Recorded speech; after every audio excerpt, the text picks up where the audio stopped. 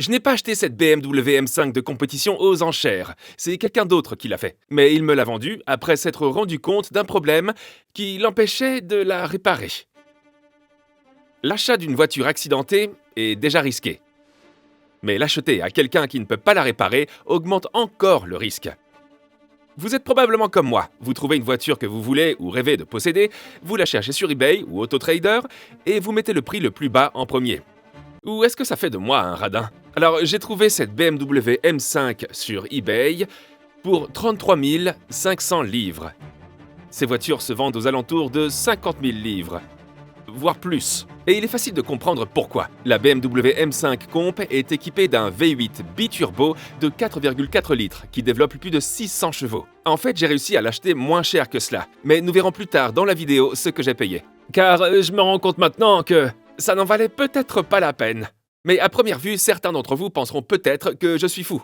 Mais même sur la liste, je ne pensais pas que cette voiture était si mauvaise que ça. Il y a eu un choc à l'avant, mais tout le reste de l'aile à l'arrière a l'air dans un état à peu près correct. Et pour quelqu'un comme moi qui n'a pas vraiment de compétences et qui est plutôt un mécanicien autodidacte, j'ai pensé que cela serait facile à réparer. Mais cependant, c'était vraiment loin d'être le cas. Le type à qui j'ai acheté cette voiture était un peu comme moi, il réparait les voitures dans son allée. En regardant les photos de la vente aux enchères de cette voiture, vous pouvez voir qu'elle a besoin d'une face avant, d'un capot, d'un pare-choc, de phares et peut-être aussi de quelques refroidisseurs. L'aile côté conducteur semble réparable, l'aile côté passager l'est un peu moins. Il faudrait une nouvelle aile intérieure, ce qui nécessite un peu de soudure. Et tous les airbags ont explosé, y compris le tableau de bord et les 2 airbags rideaux. Ainsi, en examinant ces dommages, on peut probablement les réparer sur une allée sans outils spéciaux et obtenir une M5 décente pour un prix bien inférieur au prix normal. Mais comme toujours, lorsqu'il s'agit de voitures, et je suis sûr que vous le savez tous, ce n'est pas aussi simple que cela. Et dans ce cas précis, on peut évoquer 2 raisons pour lesquelles c'est pas si simple. Et la première raison, Anna va l'expliquer. Alors, pourquoi? Le moteur ne tourne pas. Ouais, ce véhicule ne peut pas rouler. Et cela, c'est parce que BMW a décidé de placer ses refroidisseurs d'huile tout en bas de l'avant du moteur. Si bien que s'ils sont accidentés, ils sont réduits en miettes. Et donc, en conclusion, ça a fait tomber toute l'huile. Et il n'est pas nécessaire d'être un génie pour savoir ce qui arrive à un moteur lorsqu'il n'a pas d'huile. Il ne reste plus qu'à espérer qu'il n'a pas été conduit sans huile. Le refroidisseur d'huile a l'air d'être sorti du... Il a l'air d'être sorti. Et il y a le haut du refroidisseur d'huile et le tuyau, et on dirait qu'il est juste un peu comme... Je pense qu'il est vraiment défectueux.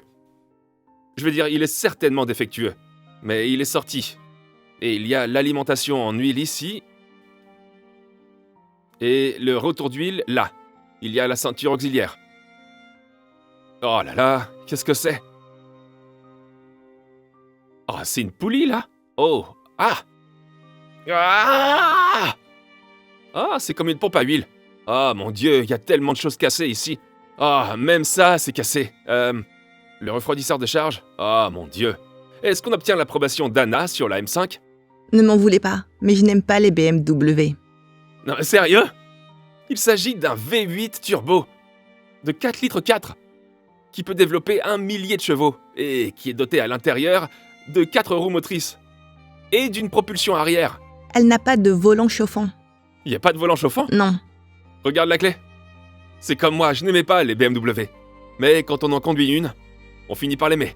Le moteur doit de toute façon sortir de la M5 pour effectuer une certaine réparation. Mais avant d'expliquer pourquoi, nous devons essayer de mettre la voiture au point mort pour pouvoir la pousser à l'intérieur de l'unité. On a du courant? Il n'y a pas de courant. Bizarrement, il semble que mon bloc de démarrage n'ait pas fonctionné, alors je suis allé en chercher un plus gros. La batterie se trouve en fait dans le coffre et nous devons donc utiliser les bornes qui se trouvent sous le capot. Nous avons 7,5 volts, ce qui ne déclenche absolument rien. Mais toujours rien. Donc la seule autre option était de mettre le jumper pack directement sur la batterie dans le coffre. Mais nous ne pouvons pas ouvrir le coffre car il faut de l'électricité pour l'ouvrir. Donc nous devons grimper sur les sièges arrière pour y accéder. À moins que vous ne connaissiez un dispositif de déverrouillage d'urgence que j'ai pu actionner pour ouvrir le coffre, mais je ne le savais pas, et nous devons donc ramper à l'arrière. Rouge. Oh, rouge, si ça ne marche pas, on a un problème. Tu as une lecture? Non. Rien? Non, seulement 3 lignes. Y a pas de lecture du tout? Quoi? Oh, Est-ce que ça marche? Ouais, on a du courant, on a le courant! On a du courant. Elle devait être vraiment morte. Ouais, notre écran numérique. D'accord, on a un affichage numérique. Oh, presque un plein carburant. Allez, donc...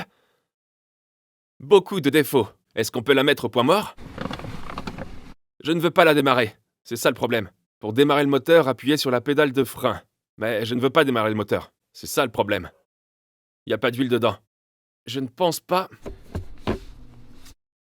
qu'on puisse la mettre au point mort. Je ne peux même pas desserrer le frein à main. Ah! Je pense que ce qu'il faut faire, c'est se mettre dessous. Il y a peut-être une encoche dans la boîte à vitesse. Je suis presque sûr qu'il y a une encoche dans la boîte à vitesse. On peut la mettre au point mort, mais ça ne résout pas le problème du frein à main, qui ne se desserre pas à l'arrière. Il va nous falloir du courant pour desserrer le frein à main. On peut ouvrir le coffre. On peut ouvrir le coffre maintenant. Non, on peut pas. Pour l'instant, ça n'a pas l'air d'aller. J'ai donc sorti le cric pour voir si nous pouvons trouver quelque chose au fond de la boîte de vitesse. J'ai regardé une vidéo et apparemment tout ce dont vous avez besoin, c'est d'un collier de serrage pour le faire. Voyons voir si c'est vrai. Voilà la boîte. C'est la boîte de vitesse. D'accord, donc... c'est ce levier. Apparemment, vous le tirez vers le bas. Et vous l'attachez à l'arbre d'hélice pour le mettre au point mort. Je vais mettre ça là. Voyons si je peux le faire. Ça s'est avéré beaucoup plus difficile qu'il n'y paraît. L'arbre d'hélice se trouvait sur le chemin de ce levier et j'ai dû plier le collier de serrage pour l'accrocher au levier qui permet de mettre la voiture au point mort. Ça y est, j'ai réussi. Il faut juste que je l'attrape. Après quelques maniements, j'ai fini par faire passer le collier de serrage dans le petit trou du levier et j'ai pu commencer à le serrer dans l'espoir de le mettre au point mort. Ah! Ok, je pense que si on tire ça vers le bas...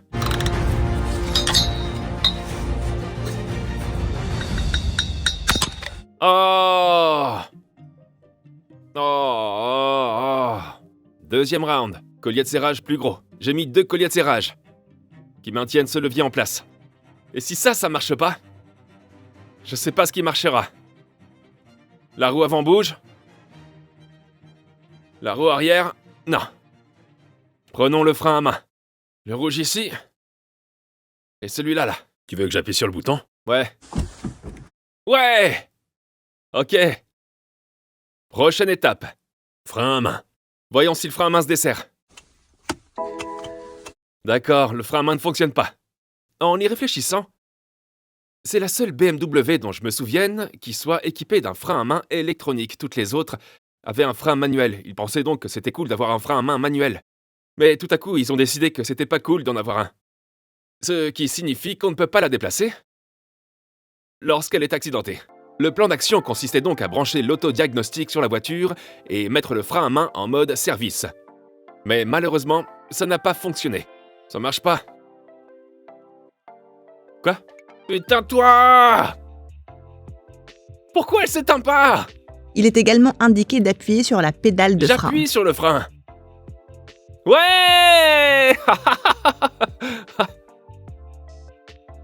Finalement, nous avons desserré le frein à main et la voiture était au point mort. Nous pouvons maintenant commencer à installer la BMW M5 dans l'unité. Je suis donc très impatient de m'y mettre. Avant d'acheter cette voiture, j'ai effectué un contrôle car vertical. Et j'ai découvert quelque chose d'assez inquiétant. Regardez ça. J'ai donc demandé l'immatriculation, puis j'ai reçu mon contrôle et j'ai tout de suite vu qu'il n'y avait pas eu de fraude au kilométrage, que le véhicule n'avait pas été enregistré comme volé, mais qu'il y avait un feu orange pour accident. Et que bien sûr, il n'y avait pas de crédit en cours pour le véhicule. En parcourant le rapport, je peux voir chaque changement de propriétaire et chaque changement de plaque d'immatriculation sur la voiture. Mais ce n'est pas ce qui m'inquiète. Je vois que la M5 a été radiée en catégorie S. Mais ça s'est produit en février 2021, l'année dernière. Donc la voiture a été endommagée depuis plus d'1 an et personne n'a décidé de la réparer. Je suis heureux. Mais ce qui est intéressant avec Car Vertical, c'est qu'ils travaillent dans plus de 20 pays différents et qu'ils peuvent révéler beaucoup d'histoires cachées, comme cette C63. Cette voiture a été accidentée et Car Vertical possède les photos de la vente aux enchères de la voiture sur le site de vente aux enchères d'accidents de voiture. Vous n'imaginez pas le nombre de personnes qui roulent dans une voiture dont ils ne connaissent pas l'historique. C'est pourquoi je vous conseille vivement, après la fin de cette vidéo, de vérifier votre voiture ou celle que vous êtes potentiellement sur le point d'acheter en utilisant Car Vertical avec le lien dans la description ci-dessous et d'utiliser le code MAT car cela vous permettra également d'économiser un peu d'argent. Donc la BMW M5 telle qu'elle est m'a coûté un total de 32 500 livres au total.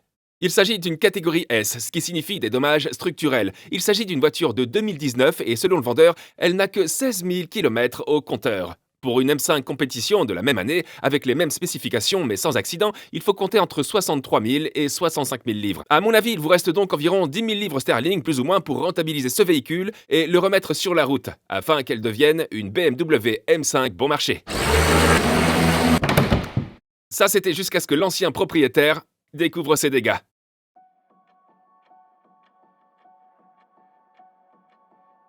Voici les dégâts qui vont faire des ravages. Il y a un énorme trou et une grosse bosse dans la tour de jambe de force, là où se trouve la suspension.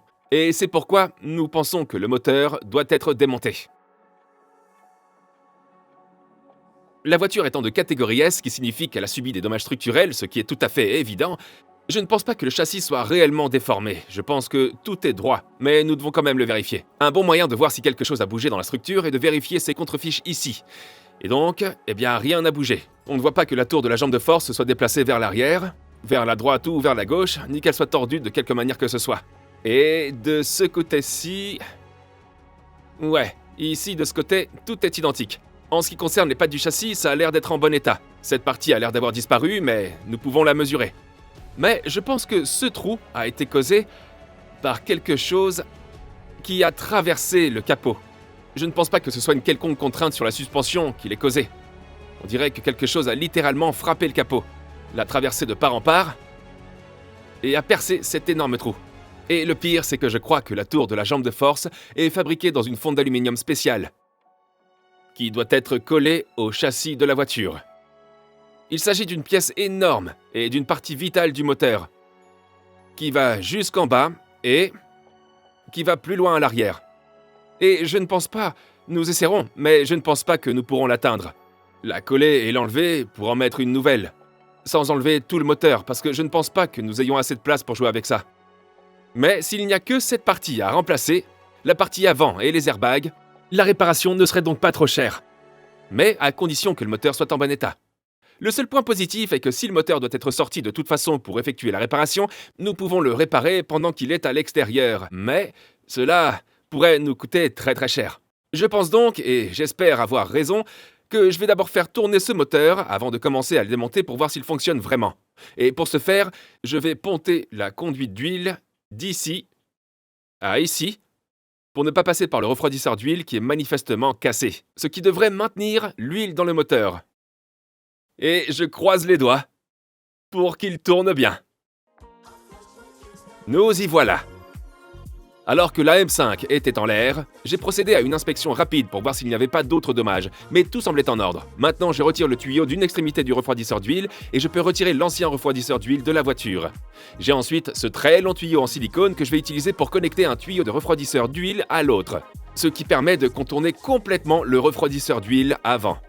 Évidemment, il ne s'agit pas d'une solution à long terme, mais elle devrait permettre de faire démarrer la voiture. La BMW étant une voiture récente, elle n'a pas de jauge d'huile, et il n'y a donc aucun moyen de savoir quelle quantité d'huile se trouve dans le moteur. Je vais donc verser ce qui reste de l'huile dans mon bac à huile, et le remplir avec la quantité d'huile dont il a besoin.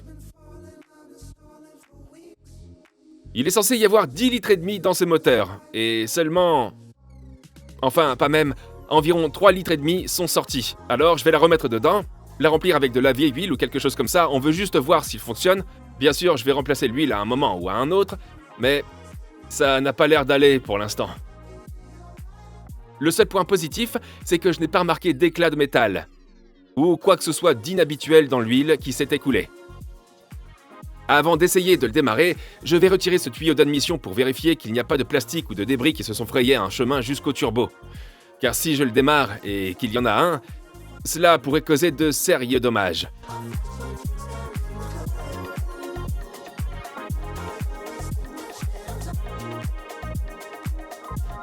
Mais tout va bien. Et il n'y a pas de jeu dans le turbo non plus. Espérons qu'il en restera ainsi. Bon. Maintenant, je ne sais pas... Je ne sais pas s'il y a un fusible pyro dedans, qui est le fusible qui saute quand les airbags se déclenchent. J'ai jeté un coup d'œil à l'arrière, et il me semble qu'il manque quelque chose ici. Mais, à part ça, je ne vois pas s'il y en a un. Alors je pense qu'il va falloir simplement essayer. Ah! Tu te sens positif? Non, je pense que ça va pas du tout le faire. J'espère juste que ça sonne pas un peu... rrr. Ouais, si ça commence à sonner comme un fou, je l'éteindrai simplement. C'est une bonne idée. Il suffit de vérifier l'huile maintenant, car si elle est... Je suis heureuse de vous aider. Si vous avez besoin d'aide pour votre véhicule... Bonjour? Non, non, non, non, non, non, non, non, non, non, non, non, non! Si vous avez Je ne veux besoin pas. de service à la clientèle... Voilà, appuie veuillez dessus. mettre Appuie. fin Qu'est-ce à que cet c'est? appel et sélectionner Comment le service raccrocher le téléphone? d'assistance Je sais à la pas. clientèle dans le menu du lecteur de votre panneau. Est-ce que vous avez des ennuis? Ouais, j'ai l'avant de la voiture qui pend. Ok, c'est parti, je vais l'envoyer. Ça a marché? Elle veut pas s'allumer. Ah! Oh, je sais. Je l'ai toujours au point mort. En dessous. Ah. D'accord, c'est ça. Ouais, il devrait être en position de stationnement. Je pense que c'est bon, il devrait être en position de stationnement. Ah! C'est ce qui est décisif, et c'est ce qui constitue le risque. Ok, je vais le faire. D'accord. Je vais le faire.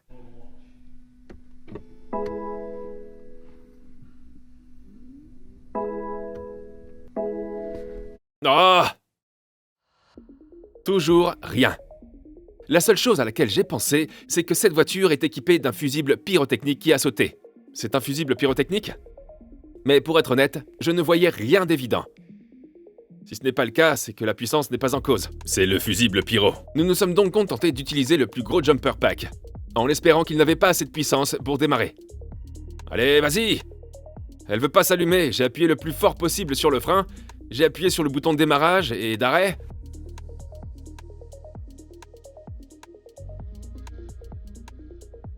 Et il ne se passe littéralement rien. Donc, toujours pas de chance. Il doit y avoir un fusible pyrotechnique qui l'arrête. Le fusible pyro a été trouvé, c'est sûr. Eh bien, d'après ce qu'on voit, vous avez deux câbles ici, ça a l'air d'être un airbag, juste là. Donc... Ah, ouais. C'est là. C'est en bas. Alors, qu'est-ce que c'est que ce pont? Et le seul moyen de le savoir était de commencer à le démonter, pour pouvoir comprendre exactement ce qui s'y passait. Bien. Voici le fusible pyro, juste là. Et d'après ce que j'ai compris, je pense que ces deux-là ont quelque chose à voir avec le démarrage du moteur. Donc l'un pourrait aller au moteur de démarrage, et je ne sais pas ce que fait l'autre. J'ai jamais vu deux d'entre eux aller à un fusible pyrotechnique. Mais je suppose que si ce fusible est cassé en dessous, alors l'alimentation va directement ici. Et donc, le courant de la batterie va directement sur cette ligne, et c'est toute l'électronique qui est là, et c'est ce qui fait démarrer le tout. Donc, c'est ce qui l'a fait démarrer. Donc, je pense que si je fais le pont entre ça et là, on devrait pouvoir démarrer. Enfin, au moins une tentative. Si ce n'est pas la chose la plus bizarre que vous ayez jamais vue, eh bien alors c'est que vous avez vu des choses bizarres, parce que nous sommes connectés de l'un à l'autre. Espérons-le.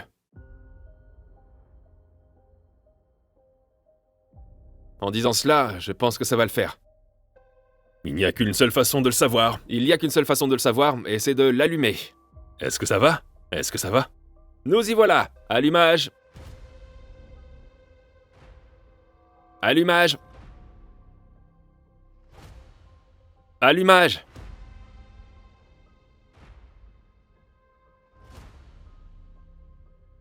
Elle a démarré à ce moment-là, pas vrai? J'ai plus de courant. D'accord. Je suis un peu nerveux maintenant parce que ça a pas l'air bon. Allumage. Allez, vas-y.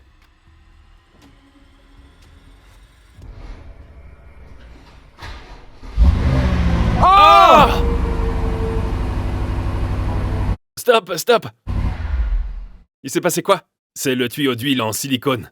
Le tuyau d'huile en silicone est passé de cet état à cet état. Ah, il a été aspiré? Recommence. Mais tu penses pas que le tuyau va exploser? Je vais pas m'en approcher. D'accord, vous êtes prêts? Non. Non, c'est mort. Il a bien fonctionné, et au moins nous savons qu'il n'est pas grippé. Je ne sais pas pourquoi il ne fonctionne pas régulièrement, mais si vous êtes un garçon comme moi, vous pouvez vous procurer les capuches BMW M Sport en cliquant sur le lien de description ci-dessous. Merci beaucoup d'avoir regardé cette vidéo. Si vous l'avez appréciée, cliquez sur s'abonner et donnez-moi un like, et je vous verrai dans la prochaine vidéo. Bye! Ça fait partie du filtre à air? Ouais, c'est une partie du filtre à air. Oh, mon Dieu! Ah, j'y crois pas!